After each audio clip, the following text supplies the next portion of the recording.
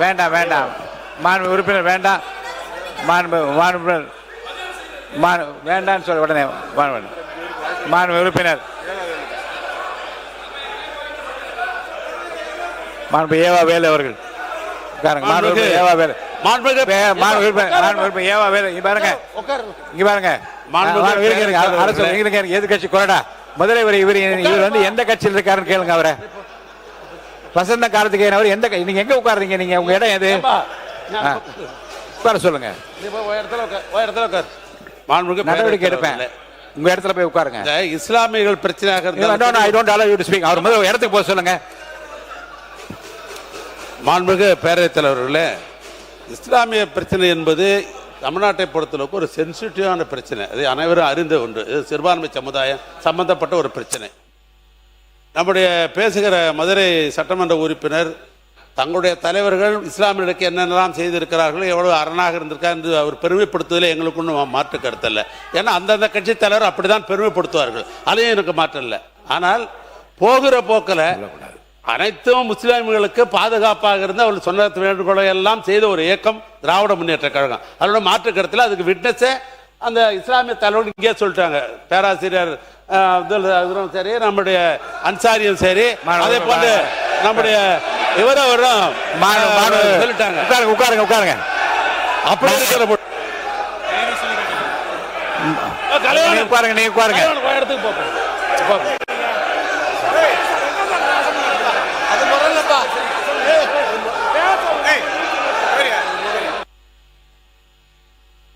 உட்காருங்க உட்காருங்க நீ உட்காருங்க. நான் பேசுறேன். உட்காருங்க உட்காருங்க. நான் பேசுறேன். உட்காருங்க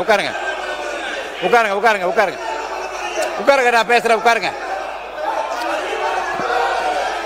ஏனுங்க மாணவர் உட்காருங்க. நீங்க உட்காருங்க.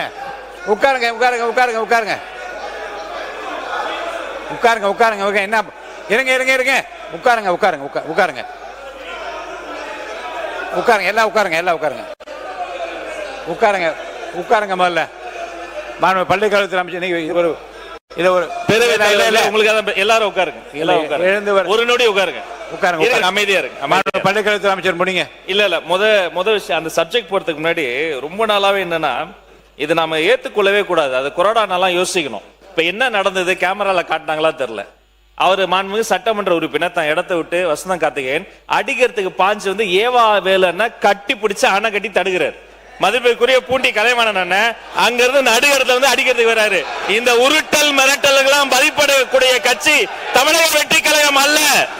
இதை போன்ற நாகரிகமற்று உருட்டுறது மிரட்டுறதுனாலதான் தமிழக மக்கள் தகுந்த தீர்வு கொடுத்து அங்க உட்கார வச்சிருக்காங்க. தொடர்ந்து நான் பாத்துக்கிட்டே இருக்கிறேன். இந்த வேலை எங்ககிட்ட நடக்காது. ஒண்ணு, சபாநாயகருக்கு ஒரு மதிப்பு இருக்கு, சபாநாயகருக்கு ஒரு கண்ணியம் இருக்கு. அவர் எழுந்தா அனைவரும் அமரணும். இப்பவும் இதேதான், இப்பவும் அதேதான். உட்காருங்க, உட்கார்ந்து பேசுங்க. உட்கார்ந்து பேசுங்க.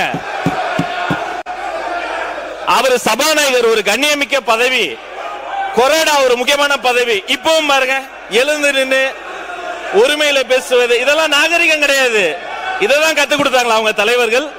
ஒண்ணு. ரெண்டாவது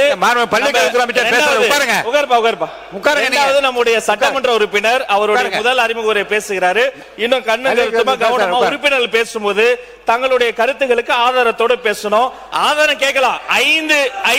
ஐந்து முறை அவர் அறிமுக உரையை குறுக்கீடு செஞ்சு 5 முறை பேசிட்டாங்க. அவர் பேசிய கருத்துக்களுக்கு இப்ப நான் பேசுறத இப்பெல்லாம் நாகரிகமா பேசாதீங்க. உட்காருங்க. அவர் பேசின கருத்துக்களுக்கு ஆதாரம் இருக்கான்னு கேட்கலாம். ஆதாரம் இருந்தா அவர் சபாநாயகர் கிட்ட கொடுக்கலாம். அதை விட்டுட்டு அதாங்க அவர் பேசின கருத்துக்கு சபாநாயகர் ஆதாரம் கேட்டு அவர் கொடுக்கட்டும். அவரை பேச அனுமதிங்க.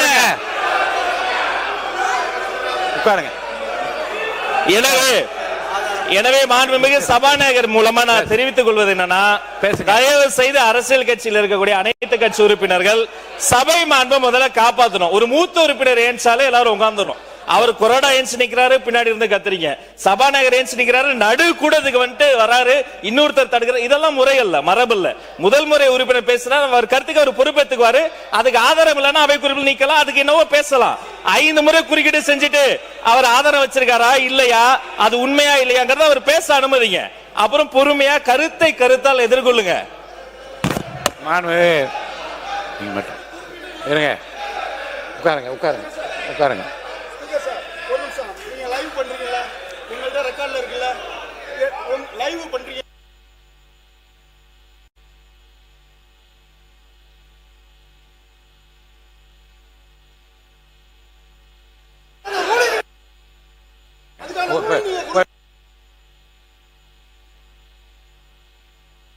உட்காருங்க, இடத்துல உட்காருங்க, இடத்துல உட்காருங்க, இடத்துல உட்காருங்க. மாண்புமிகு அவை உட்காருங்க.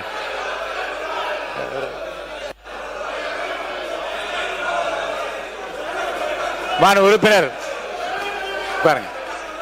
பேசு. மாண்புமிகு அவை முன்னவர், மாண்புமிகு பேரவைத் தலைவர் அவர்களே, உட்காருங்க. நீங்க எல்லாம் உட்காருங்க, தயவுசெய்து உட்காருங்க. எல்லாம் மாண்புமிகு பேரவைத் தலைவர் அவர்களே, உட்காருங்க.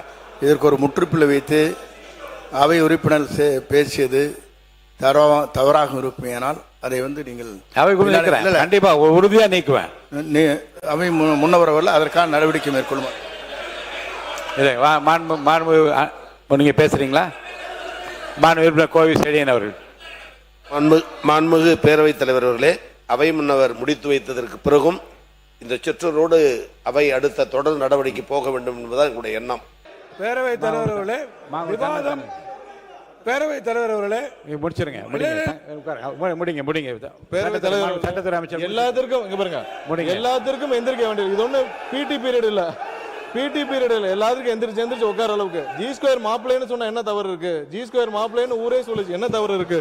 இது எல்லாத்துக்கும் எந்திரிச்சு உட்காருக்கு. இது ஒண்ணு பிடி பீரியட் இல்ல. உட்காருங்க, பேசலாம். உட்காருங்க. மாண்புமிகு உறுப்பினர் தங்கம் தென்னரசு அவர்கள். மாண்புமிகு சட்டத்துறை அமைச்சர் இந்த அளவிலே தன்னுடைய பதிலை விவாதத்தை கொண்டு போக விரும்புவார் என்றால், I can also pay you in the same currency. G square மாப்பிள்ளை என்று நீங்கள் சொல்வீர் என்று சொன்னால், வேறு எந்த லாட்டரி மருமனுக்காக புது விமான நிலையத்தை நீங்கள் கொண்டு போவீர்கள் என்று நான் கேட்க முடியுமா? நான் கேட்கவா? நான் கேட்கிறேன்.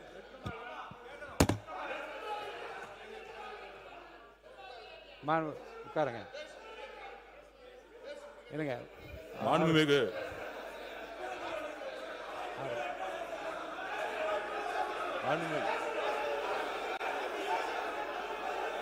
உட்காருங்க.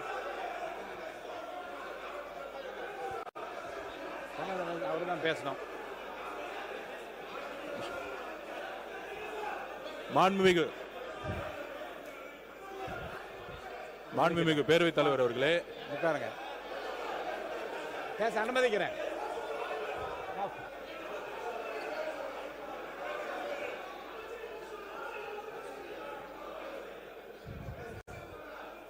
சுருக்கமா சொல்லலாம். மாணவ பொதுப்பணித்துறை அமைச்சர் சுருக்கமா சொல்லி முடிக்கணும். உட்காருங்க உட்காருங்க உட்காரு. அவர் சொல்லட்டுங்க.